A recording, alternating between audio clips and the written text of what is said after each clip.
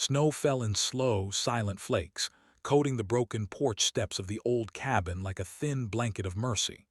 Inside, a dim oil lamp flickered against the drafty walls as Emma Turner wrapped her arms around her shivering children. 8-year-old Noah leaned against her side, trying to be brave. 4-year-old Lily whimpered softly, rubbing her numb hands together. It was Christmas Eve, yet nothing about the night felt festive. Christmas wasn't something they had planned to celebrate this year. Not after losing Daniel, her husband, their father, only 6 months earlier in a factory accident. The insurance had barely paid anything. The debts had taken everything else. Now this, a broken-down cabin in the middle of nowhere, a failing generator and temperatures dropping lower by the hour. Emma closed her eyes, forcing a smile for the kids. "It's okay," she whispered, rubbing their shoulders. "It'll get warmer soon." But that was a lie. The generator had died an hour ago. She didn't have the tools to fix it. She didn't have anything left, not after driving all day hopping to find shelter, any shelter. The cabin belonged to an old friend of Daniel, who had offered it temporarily. But Emma hadn't known it would be this rundown, this isolated, this cold. Lily sniffed, "Mommy, I'm hungry." Emma swallowed the knot in her throat. "I know, baby." The last can of soup sat empty beside the forgotten stove. They hadn't eaten since noon. A strong gust of icy wind slammed against the door, and Emma held her children tighter. "Just a few more hours," she whispered to herself. "Just until morning. I'll figure something out." But deep inside, fear curled like a fist. She had no car now, its battery died on the road. No phone signal, no neighbors, no heat, no help. Her fingers trembled as she pulled the thin blanket over the kids. "Everything's fine," she said again.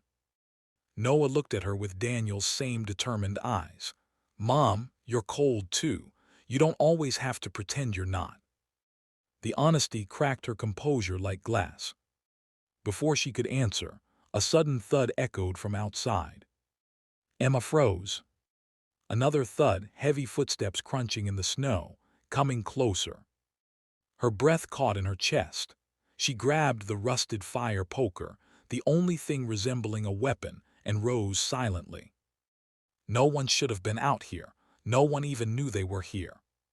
Then, a hard knock rattled the door. Emma's heart hammered against her ribs. She stepped forward, voice trembling. Who is it?" A deep, steady voice answered. "Ma'am, I'm not here to hurt you. My name is Cole Maddox. I'm an ex-Navy SEAL. I was driving home and saw a stalled car on the road. It looked abandoned. I followed the tracks to this cabin." Emma's grip loosened slightly. She didn't believe him, not fully, but his voice carried something calm, grounded, trained. Then he said something that made her chest tighten. "There are small footprints in the snow," he continued softly. "Kids shouldn't be out in this cold. May I come in?" Emma hesitated, fear warred with desperation. If he was dangerous, they were in trouble, but if he was... She glanced at her children, shivering, pale, exhausted. She unlocked the door. The wind burst in first, then a tall figure stepped inside. He wore a heavy tactical jacket dusted with snow, a military-grade backpack slung over his shoulder. His eyes, sharp but warm, immediately scanned the cabin, assessing everything in seconds the way trained soldiers do. Then his expression softened when he saw the kids. "Ma'am," he said quietly, "this place is below freezing. You can't stay here." Emma opened her mouth, but her voice cracked. "Where else are we supposed to go?" Cole knelt beside the children, offering a gentle smile. "Hey, you two, cold night, huh?" Noah nodded but didn't speak. Lily hid behind her mother. Emma swallowed. "We'll manage until morning. Thank you for checking, but we'll be okay." Cole shook his head once. "No, you won't." She stiffened, ready to defend herself again, but his tone wasn't condescending. It was factual, calculated, concerned. "You haven't eaten," he said. "Your generator's dead, and the temperature's dropping to 15 degrees before dawn." Emma stared. stunned that he could read the situation so quickly. Cole met her eyes. "Let me help you, please." Emma's voice was barely a whisper. "Why? You don't even know us." Cole paused, a flicker of pain crossing his features. "Because I've been where your kids are," he said quietly. "Cold, hungry, alone, but I didn't have anyone to help me. They do." Emma's chest tightened. Cole stood, gently brushing snow from his jacket. "My truck is heated. I have food, blankets, supplies. I can take you somewhere safe." Emma bit her lip, torn between fear and the fragile hope she hadn't felt in months. He extended his hand, not demanding, not rushing, just offering. "Come with me," he said softly. And for the first time that night, the dread eased and something else took its place. Trust. Emma inhaled shakily and took his hand. The moment they stepped outside, the cold slapped them like a sheet of ice. Cole immediately scooped Lily into his arms, wrapping her in his thick jacket. Noah trudged beside him, clutching Emma's hand as they followed the flashlight beam through swirling snow. Cole moved with calm efficiency, scanning the surroundings out of habit. Emma noticed the way he positioned himself slightly ahead of them, shielding them from wind, checking for any threats, guiding them through the steep patches. Even his footsteps were steady, confident, protective. "How far is your truck?" she asked, breath fogging in the night air. "Just another couple 100 feet," Cole answered. "I parked off the main road so the snowplows wouldn't block it." Lily's voice came out small. "Are you Santa?" Cole chuckled softly. "Not even close, sweetheart." "You brought presents," she said sleepily. He tightened his arms around her in a gentle hug. "Well, maybe some warm food counts as a present tonight." Emma watched him carefully. He was a stranger, yet the way he held her daughter looked more secure than anything she'd felt in months. When his truck finally came into view, a large, armored-looking off-road vehicle, Emma exhaled in relief. Cole opened the back door, revealing neatly packed emergency gear, thermal blankets, medical kits, and ration packs.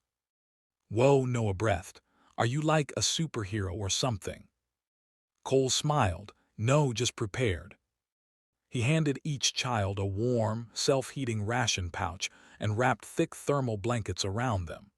Emma lowered herself into the backseat, instantly feeling heat seep into her freezing bones. Cole shut the door gently, then walked around to the driver's side.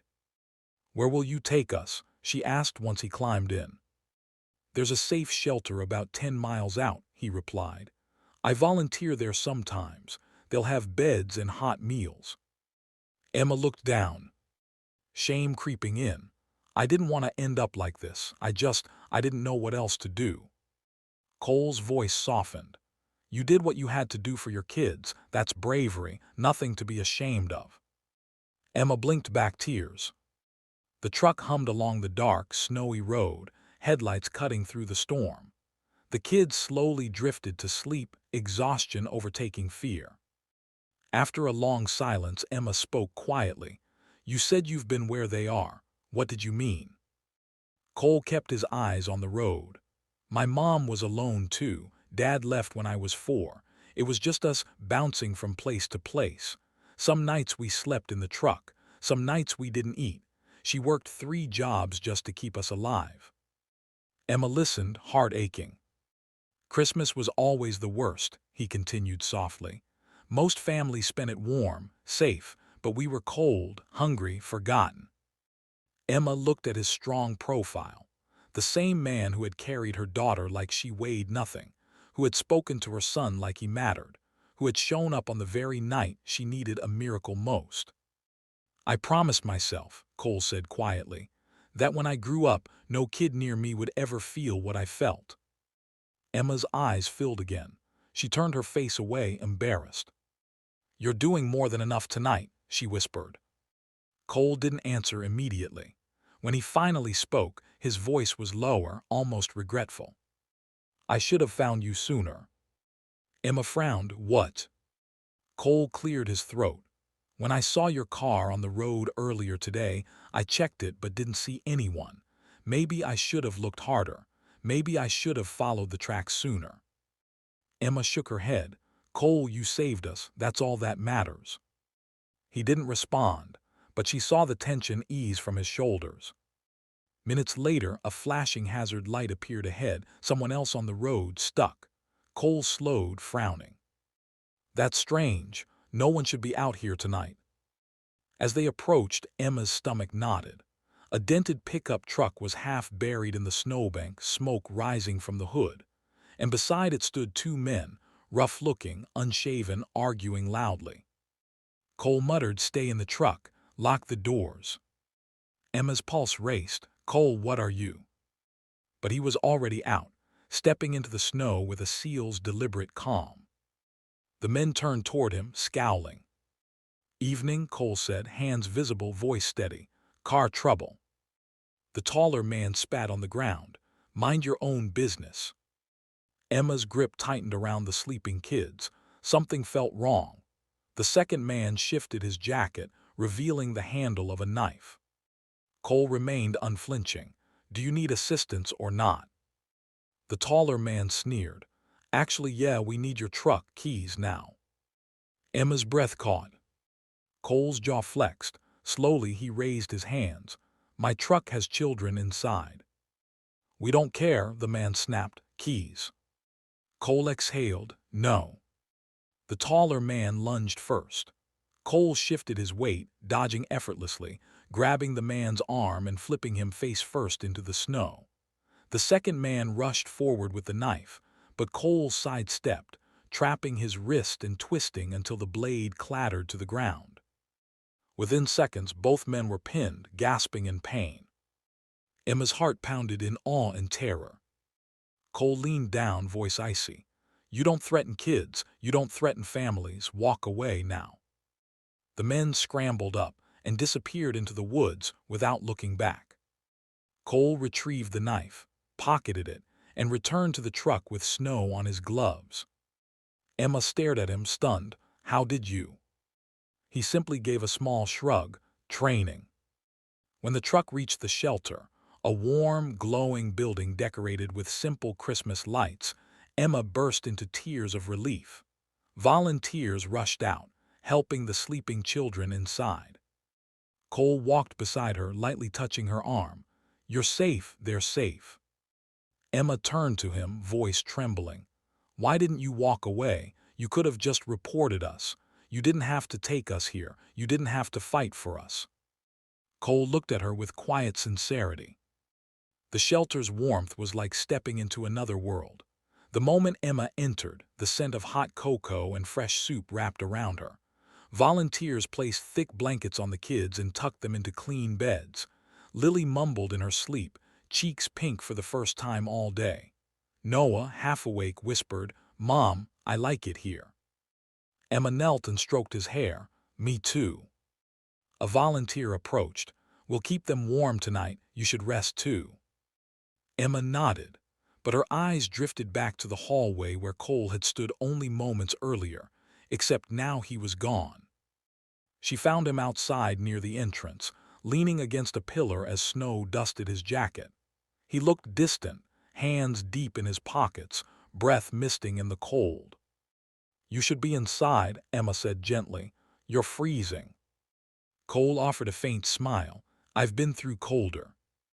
Emma stepped closer. "Don't minimize what you did for us." Cole hesitated, like he wasn't used to gratitude. "You don't owe me anything." "I know," she said softly. "That's why it means so much." Cole looked down, jaw tightening. "When I saw that cabin, saw your kids, it brought back memories. I swore I'd never let anyone else go through what I did." Emma studied him. The strength, the scars under his calm exterior, the loneliness he carried like a shadow. "You kept your promise," she whispered. A long silence hung between them, filled only by soft falling snow. "Emma," he said finally, voice low, "tomorrow the shelter, going to help you find a better place. And if it's not overstepping, I'd like to keep helping, not because you need someone to rescue you, but because I'd like to." Her breath caught. "Why?" He met her eyes, really met them. Because you're strong, he said. Because your kids are incredible. Because Daniel would have wanted someone to look out for you until you could stand again. And because... He stopped. Because what, Cole? He looked away, struggling. Because when you opened that door tonight, it felt like I walked into something I didn't know I'd been searching for. Heat flooded her cheeks despite the cold. Emma stepped closer, heart pounding. You didn't just save us, she whispered. You gave us back hope. Cole swallowed hard. Emma. But before he could finish, small footsteps pattered onto the porch. Noah stood there, blanket wrapped around his shoulders. Cole. Cole turned. Hey, buddy, you should be in bed. Noah shook his head and walked forward until he stood right in front of him.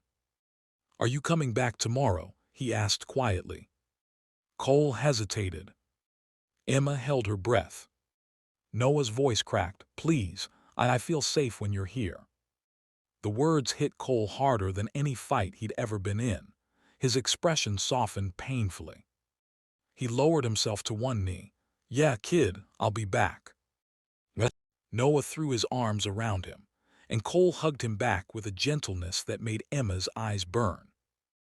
After Noah went back inside, Cole stood again, exhaling shakily. Kids have a way of breaking you open, he murmured. Emma wiped her eyes. Sometimes that's exactly what we need. Cole gave a small smile. Get some rest. I'll be here first thing in the morning. Emma reached out and touched his hand. Warm, solid, grounding. Thank you, she whispered, for everything. Cole squeezed her hand lightly. Good night, Emma. She turned to go inside, then paused. Cole. He looked up. Tomorrow, when you come back, stay for breakfast, with us. A surprised warmth flickered in his eyes. He nodded. I'd like that. Emma smiled, truly smiled, for the first time in months. And as she stepped into the shelter's warm light, she realized something she never expected to feel again. They weren't alone anymore. Not tonight. Not tomorrow. Not ever again, if Cole Maddox kept his promise. And judging by the look in his eyes, he would.